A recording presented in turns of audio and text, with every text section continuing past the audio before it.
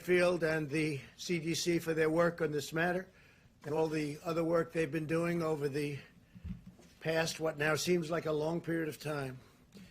Today I'm identifying houses of worship, churches, synagogue, and mosques as essential places that provide essential services. Some governors have deemed liquor stores and abortion clinics as essential, but have left out churches and other houses of worship. It's not right. So I'm correcting this injustice and calling houses of worship essential. I call upon governors to allow our churches and places of worship to open right now. If there's any question, they're going to have to call me, but they're not going to be successful in that call. These are places that hold our society together and keep our people united. The people are demanding to go to church and synagogue, go to their mosque. Many millions of Americans embrace worship as an essential part of life. The ministers, pastors, rabbis, imams, and other faith leaders will make sure that their congregations are safe as they gather and pray. I know them well. They love their congregations. They love their people.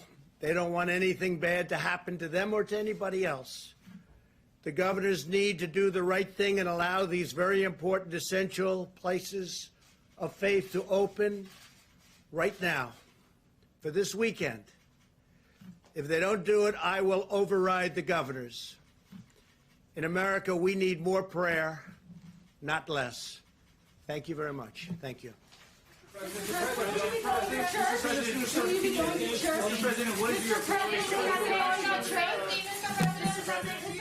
All right, everyone. It's a pleasure to join you today. That was a great announcement from President Trump. I'd like to introduce Dr. Birx right now. She has a wonderful presentation pursuant to Reopening America and some great data to share with you, so I'll let her kick this off. Thank you, Kaylee. If we can have the first slide, please. I wanted to start out with a summary of the number of Americans we have lost to date. But the exciting thing for all of us is the decreasing mortality over time. And I think it both is a real aspect of the amazing healthcare workers on the front line, the ability of people to share at the front line how best to care for the patients, and the continuous decrease in mortality over time. Next slide. The other thing that has decreased significantly over the last month is new hospitalizations. We can see now that there's over a 50% decline in new hospitalizations. Although every region of the country is different, we are encouraged to see these new hospitalizations declining. Next slide. I've talked before about the extensive surveillance that CDC has made available to this country. This is looking at their syndromic surveillance from emergency rooms. You can see that both COVID-like illnesses, shown in the orange, and shown in the blue, influenza-like illness, taking up both of those cases together. You can see significant declines week over week. A number of people coming to the emergency room with these illnesses. It goes along with our new hospitalizations. What we like to do is triangulate data, put data together from multiple sources to see if we're seeing the same trends so that we can ensure that we're making progress together. Next slide. This is their influenza-like illness surveillance system that has been up and running for more than a decade now. You can see each of the influenza peaks of this last year. I think that's very important to remind people of, because we had influenza A, influenza B, and then we had COVID-like illness, and while we know it's COVID, that's the last orange peak. What we really find encouraging is across the country, we are below baseline.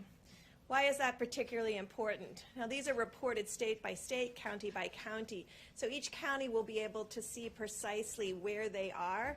And then if there's changes in this, it becomes yet again an early alert system. So I've showed you two early alert systems. One of them, emergency rooms visits based on our syndromic illness qualifications that the CDC has up on their website, and then the influenza-like illness. And again, to the American people, all of these are available on the CDC website under COVID-19 cases and surveillance. Next slide. Now, I want to show you, I'm going to go through these very quickly. This is where we started. This is influenza-like illness. The red, and the darker the red, the more significant the influenza-like illness is in that state. So you want to get to green. So this is the week ending March 28th. I think many of us can remember what that week was, and this was when we were at the very beginning of our acceleration into logarithmic phase. Next slide. This is April 4th. You're starting to see some of the states already turn green. Next slide. April 11th, more of the country. Next slide. April 18th. Next slide. April 25th. Next slide. May 2nd, and you can see, and I really call your attention to, there's an orange area on this slide, and you can see that it's the Maryland area, and we've been calling that out for a while, the high plateau in Maryland. You can also see Minnesota and Wisconsin. Next slide. And then you can see Wisconsin still. You can see Maryland is yellow. Next slide. I want to turn just a moment, and I know that took you through a lot of slides quickly, but I think we can see as a country we have decreasing amount of illness, both at the emergency room and reported through the influenza-like illness. 2 of the surveillance systems that the CDC has up and running, these come from the states, they come from the counties, and many of the states have these also on their websites. We talked earlier about how we had prioritized testings to the area that had the most significant disease. And you can see now Rhode Island has led all of the states. It's almost up to testing 12% of all of their citizens. That's followed by New York. And you can't see New York, but that's the very next one. New York, and then North Dakota. And so you can see that, well, you could. Yeah, you can see that most of the high burdens areas of the United States had more than 6% testing. That's when I think you heard from Admiral Giroir, we wanted every state to test at least 2% of their population during May. You can see 100% of the states now are over 2% of their population. And we'll fix this slide so you can see every state, but many of the states now are over 4%. And this is just after getting all the materials to ensure that they have adequate transport media and swabs. So we're encouraged with the progress that many of the governors and states have made in their testing of their population. It is also why we took the opportunity to really encourage governors, and it was to encourage governors to test 100% of the nursing home residents and staff, because many of our outbreaks that we have seen over the last 2 months have started in nursing homes. Next slide. Now, this is a complicated slide, but this is trying to show you how we triangulate data. So I took you through our surveillance systems. I've taken you now into the start of how we use laboratory data to really understand what's happening both in the metros and at the state level. This is every single state, and you can see the triangles. The top part that you can see, the little triangle-y pieces, are the diamonds. That is where the states were in the number of positive tests. This is the nucleic acid test. This is diagnosing virus in your nose. You can see where it was 30 days ago and where it is now by the red squares. You can see a dramatic decline across the states, and indeed, New York City just 6 weeks ago was almost 40%. It is now for the first time as a New York state under 10%. And so this is the progress that we're making in both expanding testing, finding more people, but ensuring that we're getting testing rates at about 10%. This line is 10%. So 42 states are now have less than 10% test positive on a rolling 7-day average. Now, again, I'm going to call your attention to the top 3 states. The top 3 states with the largest percent, and this is so you can all make your decisions about going outside and social distancing, potentially playing golf if you're very careful and you don't touch the flags and all of those issues, playing tennis with marked balls with just one other person, so you're only touching your ball. We found really people who enjoy sports have been able to really adjust to social distancing, but you can see the top 3 states are Maryland, the district, and Virginia. And so there is still significant virus circulating here. That is followed by Nebraska, Illinois because of Chicago, and what we've talked about before about Minnesota. So those are our top states as far as still having high number of test positives. When I say high number of test positives, they're all under 20%. If I had shown you this slide 4 weeks ago, half of the country would have been over 20%. So this also shows progress, but also very clearly about the region we're living in right now with disease. Next slide.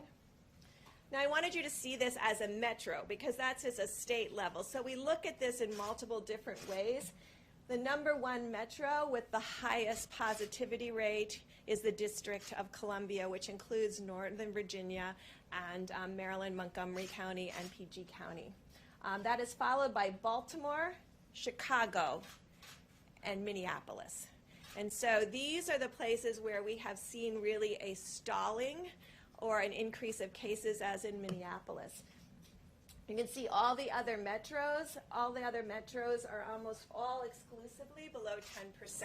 So we see this as great progress across the board in the metro areas. Next slide.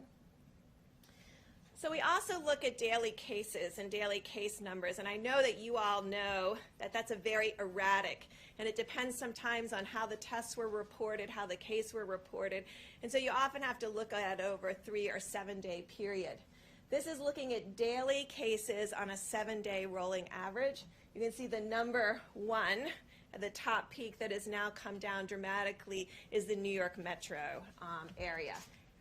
Underneath that, you can see our concerns about Chicago and our concern in the yellow line of the Washington, D.C. area, because these are two areas that went through their logarithmic phase and are now at a high plateau with an unchanging number of cases day over day. That's the orange line and the yellow line. You can see that the daily case numbers per 100,000 are below the yellow line and the orange line of Washington, D.C. and Chicago. And that's New York and Boston and many of the others. Providence is also up as a per 100,000. And that's the way we like to look at it because we can really then understand it in relationship to populations. The other groups that have very low levels that once had a peak, this is Detroit, very low level now. This is Boston in the gray, which has come way down also. And you can see down here is Atlanta and Miami. Next slide. Now sometimes, and I think recently there have been publications about where the world was before we started the Stop the Spread and before many states shut down. And just to take you back to that moment, on March 14th, before Stop the Spread, this is showing New York. I didn't even put March 14th on there because New York on March 14th had less than 50 cases reported. Chicago had less than 10. Washington had less than 10.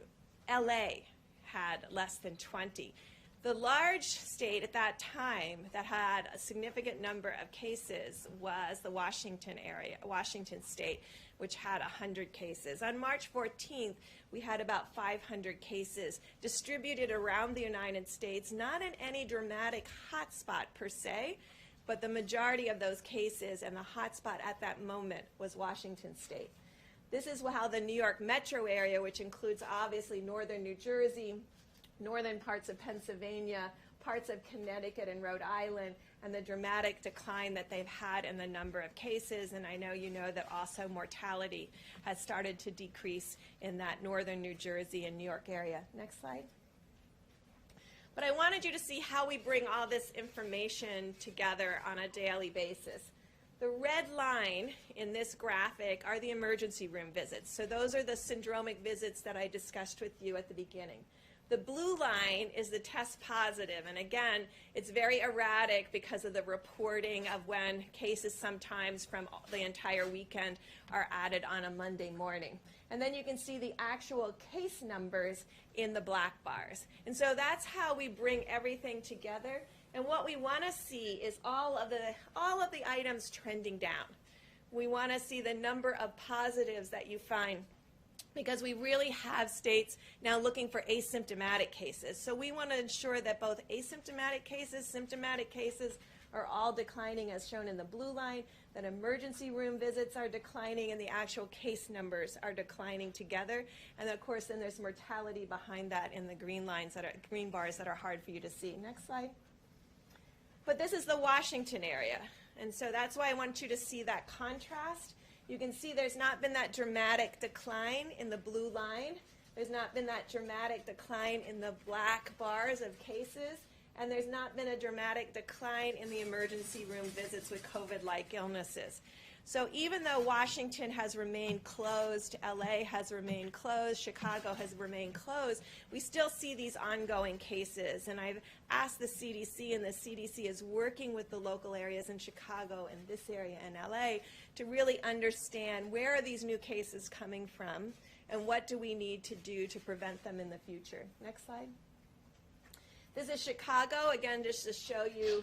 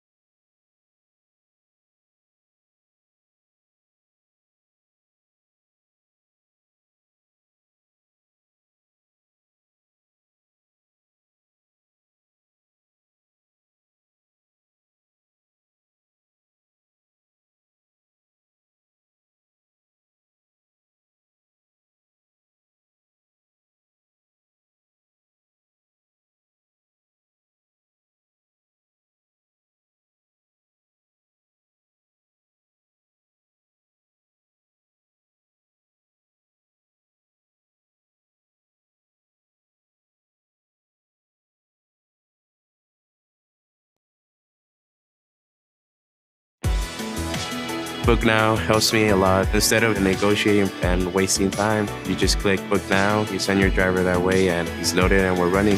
It keeps business flowing.